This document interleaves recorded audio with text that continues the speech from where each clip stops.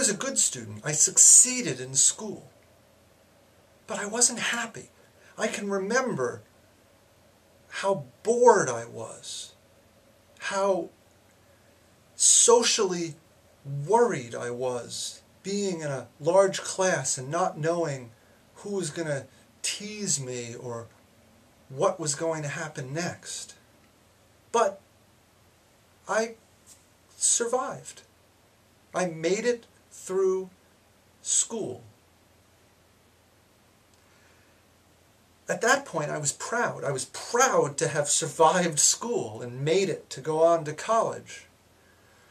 But looking back, I think pride was sort of the wrong feeling. I think disappointment that my K through 12 education was one I only survived.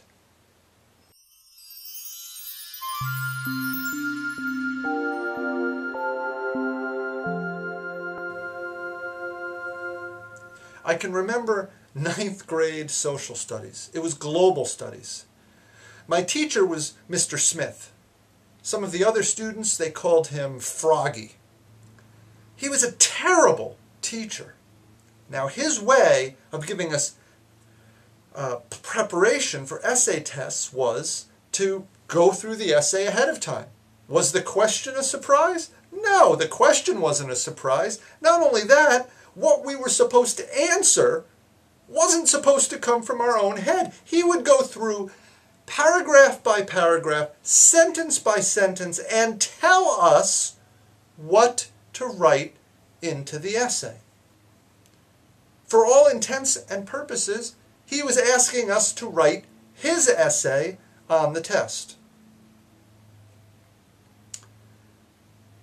But I didn't complain much, because I was a good student. He was the teacher, I was the student.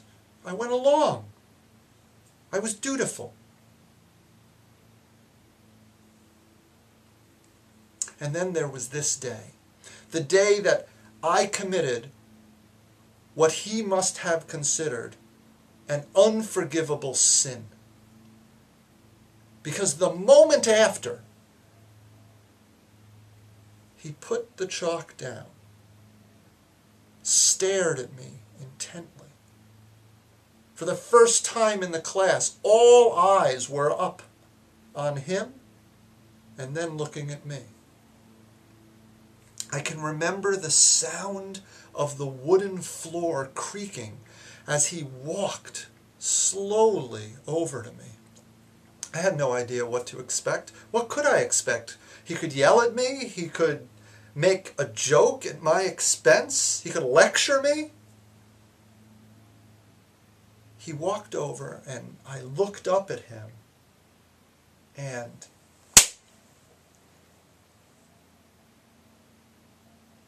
he smacked me in the face,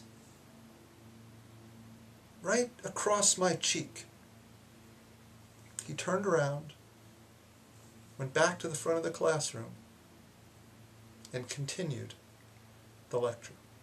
Nothing really came of it. He had no consequence for doing this. But I did. I had a consequence. My consequence was the slap in the face. And what was it for? What had I done that had merited such a harsh response? I had yawned.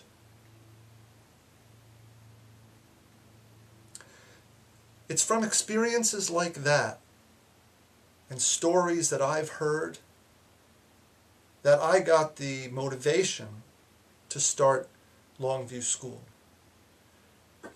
Now, not every school is a place where teachers are hitting kids. But what I found in the public schools today is that most of them leave a lot to be desired. And Longview is a real alternative.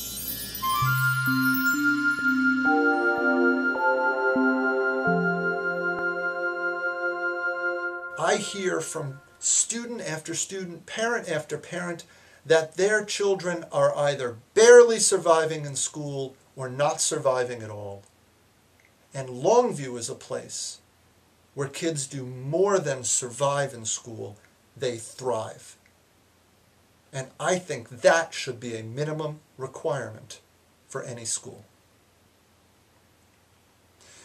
Now, to tell you about Longview, I have set up this virtual conference room. It has the tools we need. If we need a whiteboard, there it is. If we don't, there it goes. If we need to travel somewhere, we could go to the Taj Mahal. We could go into outer space. But I don't think we need to travel quite that far to consider what a good education is and to learn about Longview School.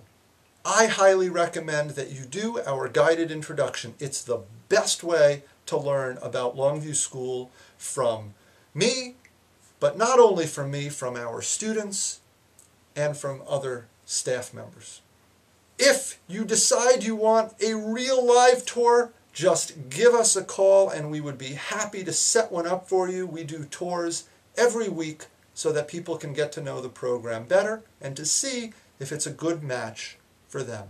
But for now, I'm going to let you go to the next video and go on the tour of Longview School. I'll see you soon.